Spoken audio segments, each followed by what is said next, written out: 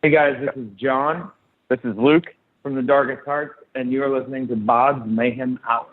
Welcome to BODS Mayhem Hour, your source for all hard rock, heavy metal, new metal, alternative, punk, horror punk, hardcore, rock, and all local bands, with your host, John the Bod, a.k.a.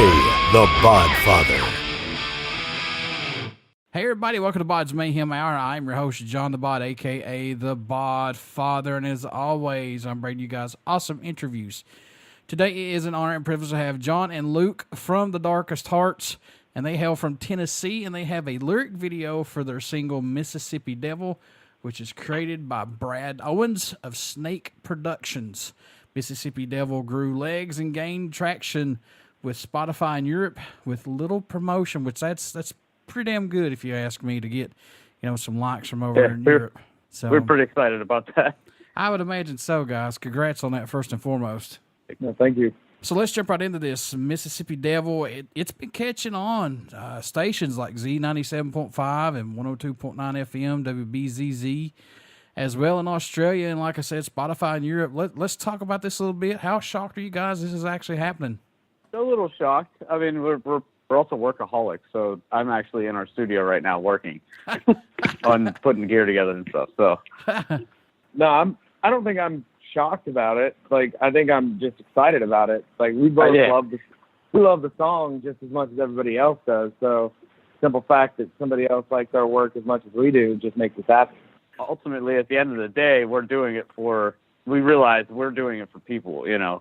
We're not in it for ourselves. We're in it for them. We're here to entertain them. So we're grateful and happy that people are liking what we're doing, for sure. Of course, we're talking about Mississippi Devil here, the new video single for this, which is a new lyric video, I should say. What was it about this song for you guys to say this is going to be one of the videos and single? Give us a little background on this story, because there's a cool little background on this, I think. Well, it started out with Luke writing about a girl that he met that was from Mississippi, and she ended up going back to Mississippi. So, actually, she went to Detroit and got married. Wow. Oh, Detroit and got married. Yeah. To some guy she had never met. Figures.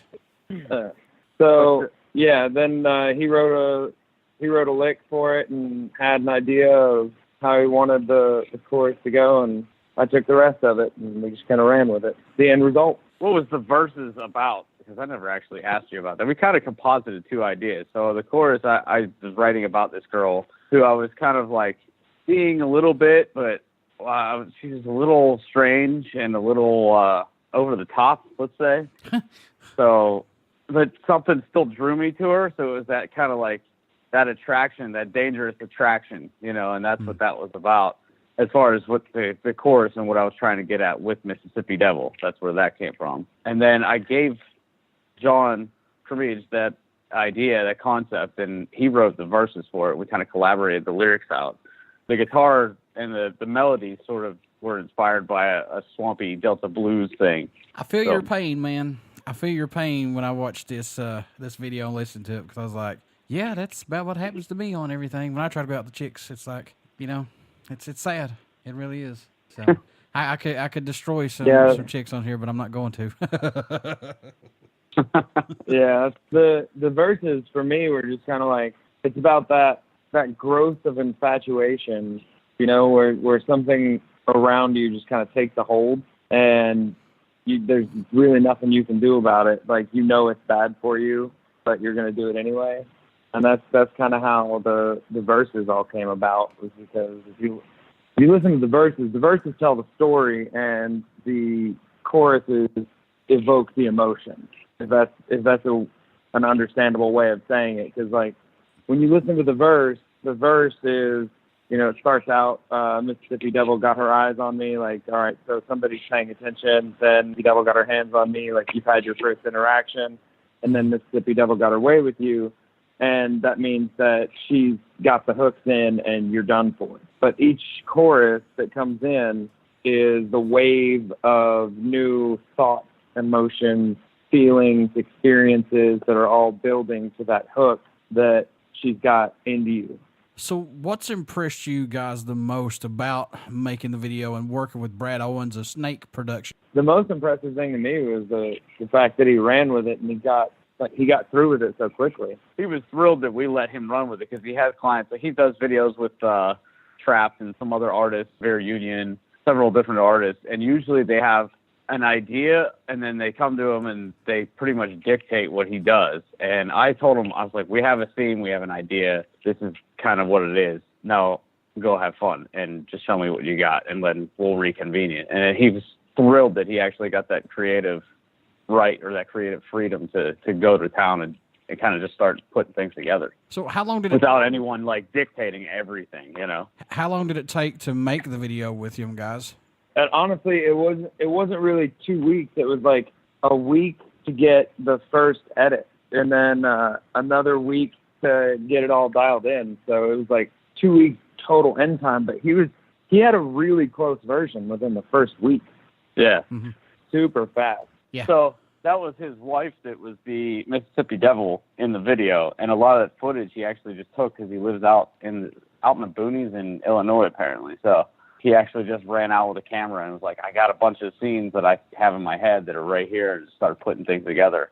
Could you guys see yourself working back with Brad again on another video possibly? Oh yeah, possibly, yeah. He's actually working on some graphics. He does graphic design with us too. Yeah, that, and he sends me some stupid funny memes.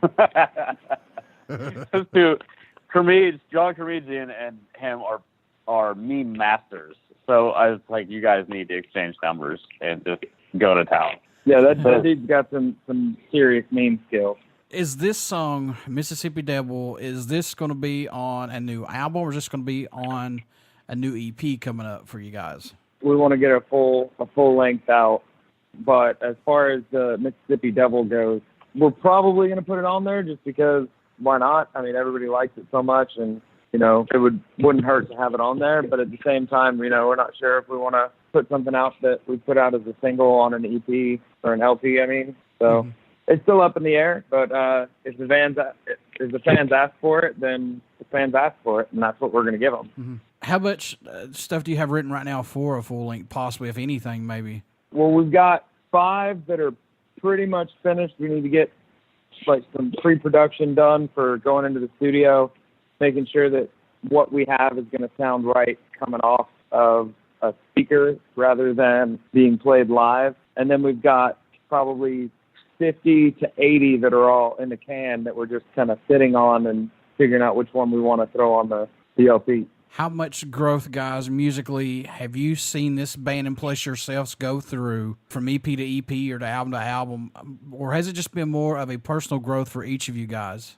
I'd say it's been a little of both, honestly. But musically, I think we're all learning, and we're all experiencing the way that the other sees music in a way that we didn't. So, like, I'm learning things about how music makes other people feel that I wouldn't have thought of myself. So how surprised were you that The Darkest Hearts were nominated for the Nashville Industry Music Awards 2016 for Best Alternative Rock Band and Best Rock Vocalist of 2017? Very surprised. It was awesome. Yeah. Yeah, I was pretty ecstatic about that. That didn't win, of course, but the nomination alone just made me happy because that was we were just getting started, really. And to be recognized that soon was pretty awesome. And plus, so as a band, we came out with we released our first music in 2014, but as an actual live band, it wasn't until about 2016, late 2015, that we actually were out playing. The Darkest Hearts was started by John and myself. And so the EP and Mississippi Devil were kind of our pet projects and us building this thing to get other people interested and just get the vision out there, you know. Well, I mean, it had to work because that's pretty cool to get nominated, to be out that quick. Yeah, that's what I mean. It was pretty awesome that we were like, wow, okay. Yeah, that's good work, guys, because that don't happen to many bands out there right now. Trust me. Yeah, we greatly appreciate it too. Yeah, it was good. Do you guys do anything differently during your writing and recording process to help keep your mind fresh and open to new stuff and to experiment with new stuff, to go outside your box that you're comfortable in staying in right now? one of the things that we always try and do is, even if we disagree with something, if we don't like something, we do it anyway. Like if Luke says, I want to try this, I'll be like, all right, I'll do that, but I'm just letting you know I don't like it. Yeah, we're very blunt. We're pretty honest dudes. We put it right out front. If he has an idea, no matter how much I dislike it or think that it's stupid, then I'll voice my opinion, and then I do it anyway. And vice versa, yeah. But that's good, though. That's good you have a working relationship like that. One of the things that we've both kind of learned is, like, something may sound completely different in your head than it does coming off that Totally, speaker. yeah. So, you know, I could think something's going to sound dumb, and then when I hear it, I'm like, all right, I don't hate it. And then 3 days later, I'm like, you know what? That's not bad. I kind of like that. And then a week after that, I'm like, that is freaking awesome. Sometimes I'll write a lick or something, and I'll think it's dumb, and he'll like it, and we'll take it. Even, like, for instance, there's a song on, I mean, I didn't think it was dumb, but I didn't think that it fit us. There's the track that we pulled from my catalog, Listen, on the EP.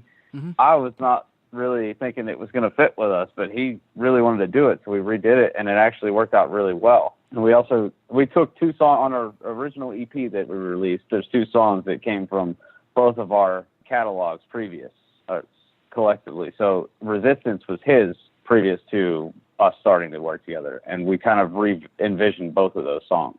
So just to clarify, Resistance was written before Luke and I started working together, and Listen was written before Luke and I started working together.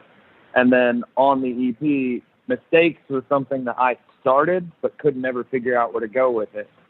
And so we collaborated on that one. And Disappear was something that Luke had started but didn't really know where to go to it. So we collaborated on that one. So we both brought one finished piece, put it on the EP, and then we both worked together on the other 2. Which is how the title came about, Loose Ends and Ashes. It was actually us tying up loose ends of some material we had and things that we really wanted people to know or hear about, and stories we wanted to tell, but hadn't gotten it there. So this is what it was, you know. What can fans expect at a show from the Darkest Hearts who have not got to see you guys live as of yet? Energy. It's definitely a lot more active than people are expecting, for sure. The last person that said anything about the show was like, I think they said something like, that was way more intense than I was expecting from the music I've heard online. That's usually how it goes, though. You listen to something out on CD or out online, then you go see the band live. It's a total different experience. Oh, yeah. We mixed in some voodoo and some New Orleans, kind of New Orleans feel to it, and as far as our aesthetic goes. That's good. I have this wonderful top hat that you've seen in the pictures on our website, www.thedarkesthearts.eu. But yeah, there's the movement. I mean, the bigger the stage, the more movement you're going to see. Because one thing that just really gets us going is like when the crowd is moving and we're moving and the stage is open and we have room and we can like bounce around a lot. That's one of our favorite things. It just makes us really happy to have that opportunity to be able to showcase the fact that we're having as much fun as we want the crowd to have. Now, we're living in the digital era of recording albums and plus social media. Do you like this to get albums out quicker and plus social media to reach out to fans who have not got to hear Darkest Hearts as of yet? Because, I mean, you guys have been around since, started, 2014? Is that right? Is that correct? Yeah. So, as far as releasing material. Yeah. I mean, do you like this for being kind of a newer band, possibly? Yes and no. I mean, it's got its positives and its negatives. The positive is that you can reach out to anyone just about in the world as long as they have social media, which most people do. The other side of it is the expectation is to be pushing out stuff constantly and constantly be trying to get people's attention. And we're a little bit of an old school kind of rock band where we like to have a little bit of mystique, and we don't like to batter anyone with too much. We like to give them quality stuff, quality content, quality music, quality everything we're doing. As far as the social media goes, yeah, I love it in the sense that we can reach people that we wouldn't normally reach because it does make a difference. One of the main reasons that Luke and I both write this music and and put our hearts into it the way that we do is because we have a firm belief that music can save people, it can heal people, it can help people. And we played a show on my birthday this past year, and I got like one of the best gifts ever.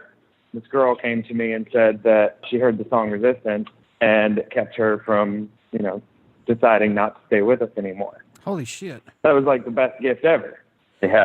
She comes up to me at a show to tell me this on my birthday. Wow. Didn't know it was my birthday, but she would have never heard us if it hadn't have been for social media. So I have to say that I like the idea that social media can reach that many people. At the same time, I also understand that social media hurts musicians badly as well, because now everything is immediate gratification and everything is supposed to be free and commonplace. And it's not free to make a record. It's not free to do the work. It's not free to go on tour. So, for people that really love music, get out there, support local music.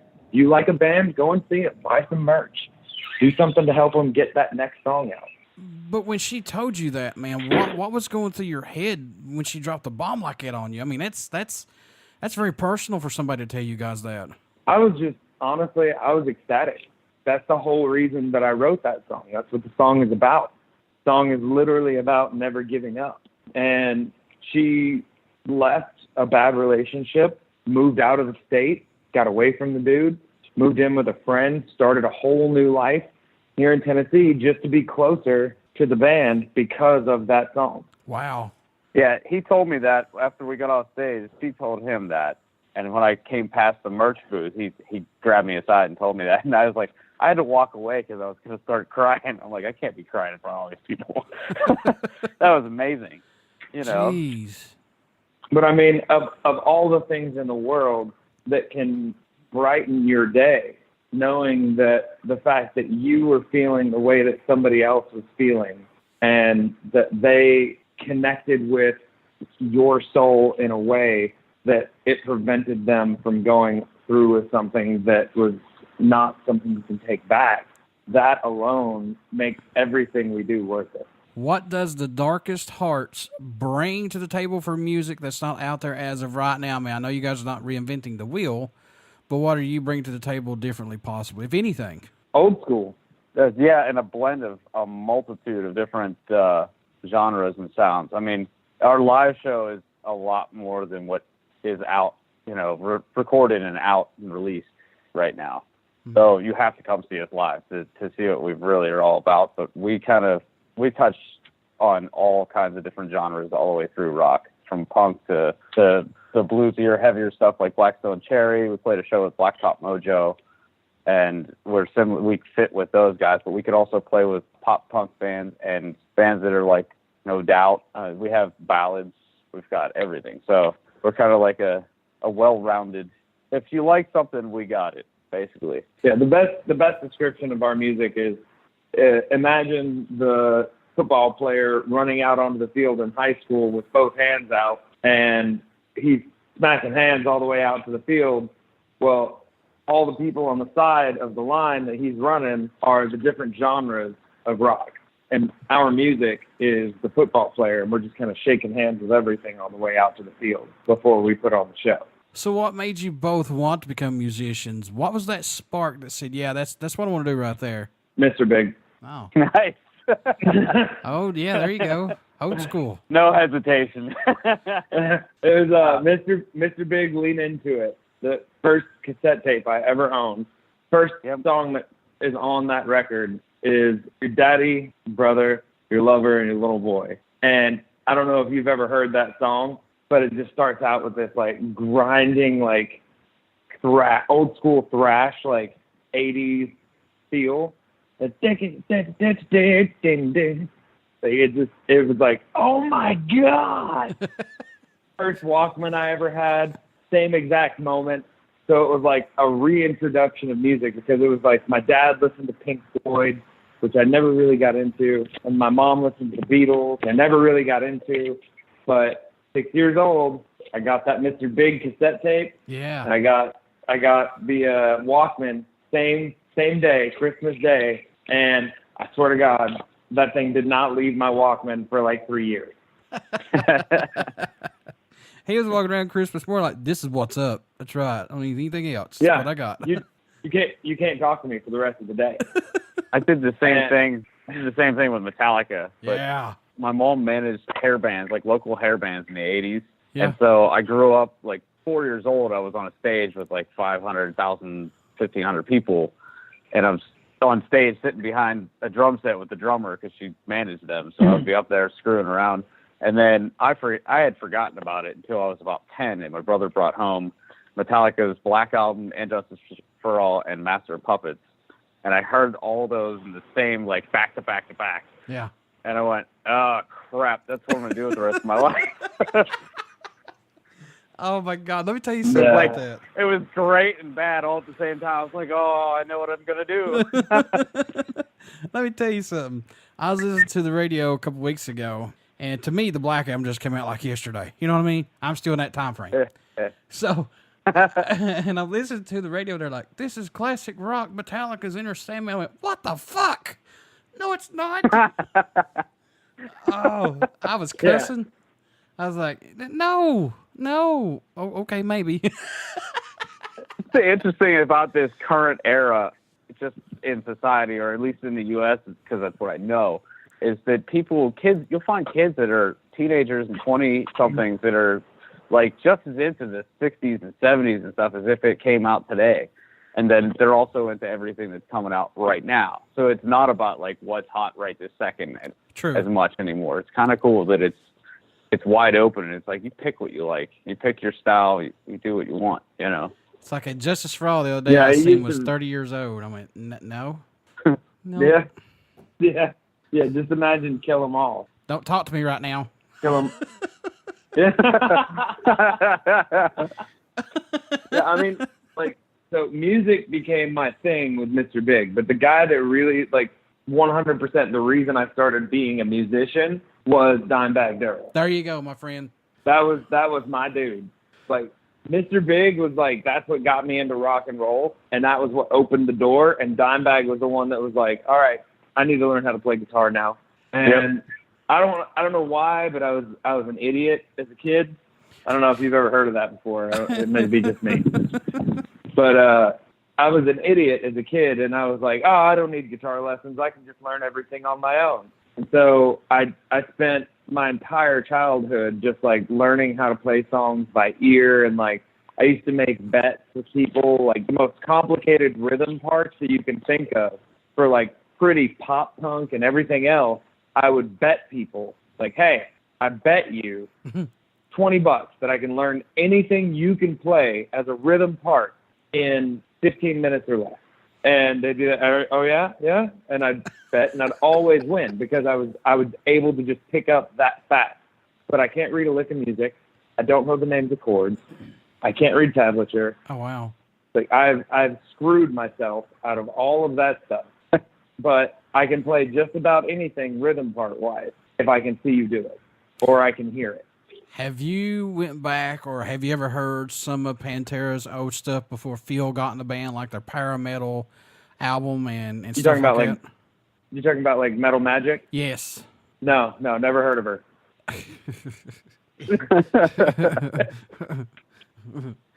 I was going to say, man. Yeah, it was good. Yeah. It was still good. I don't care what anybody says. It's still Dimebag. Yeah. I mean, even on those albums was like phenomenal. It's like, where'd this guy come from? You know? Texas. His mom. Well, I mean, Dimebag was a virtuoso when he was a kid, but they told him not to enter any more guitar competitions because he kept winning. I'd kept entering every one of them. No, that's awesome. Like that's the story I've heard. I've never checked the validity of it because I like it so much, so I just keep telling it. Yeah. It sucks that we lost Vinny and we lost him, and it really does. It really, really sucks. Yeah, it does. So yeah. So is there a moment or a show for the both of you that stands out more possibly that says, you know, when you're playing it, that says, yeah, this is worth every minute that we spent playing as the Darkest Hearts, possibly, maybe? Checked it in December of last year. Yeah, our last show of the year, we had a big blowout show, and it was a blast. It was packed. We had a company It's kind of a friend of ours, and we really appreciate it. He's a fan of ours. Guy who owns a lighting company bring out a bunch of lights for us and brought out Luke Bryan's lighting guy and ran lights for us that whole night. And then another guy. It's Elite Multimedia that lent us the lights and the guy. And shout out to them because that was awesome. And it made the show fantastic. It made it. It wasn't just that, but also it was a packed house. We had like all of our, like every member of the band at that moment was just pumped. And like we had super enthusiastic crowd. We had great bands going on before us. We had some of our friends in Hollywood Kills. We had Danilo and Born Free. Like it was a friends show, as well as the fact that the house was packed and everybody was entertained and everybody was in, just being a part of the show itself. Even the fans were getting into it, and they're all rocking with the music and everything. And so we're feeding off of them. And then as we're feeding off of them, they're feeding off of us again. And it just turned into a giant whirlwind of awesome. And it was great. I loved it. I was high off that show for like 3 months. Yeah, I think we all were. I just like to say thank you guys for your music. I really like Mississippi Devil. So thanks for first. Thank you. Yeah, thanks first and foremost. I'll get it out here in a minute. How can folks stay in touch with you guys? Buy some merchandise, tour dates, tickets, shirts, whatever. How can you do that, guys? You can follow us on Facebook first. Facebook is our most active media, so that's where you're going to find any kind of random knowledge stuff about us. But if you want to find any pertinent information as far as touring, merch, and things like that, you need to go to www.thedarkesthearts.com or .eu. We own both. And you can also find us on Instagram. Just say what's up to us. We answer every single message we get. Absolutely. Before I let you guys go, would you care to do a promo for my show? Sure. Oh, yeah. Hey, guys, this is John. This is Luke. From the Darkest Hearts, and you are listening to BODS Mayhem Hour. Everybody stick around. We've got some great music coming up, and you only hear these interviews right here on BODS Mayhem Hour and BODS Mayhem Radio Network. Thank you guys so much. Thank you so much. Thank you for having us on. Now you're the golden.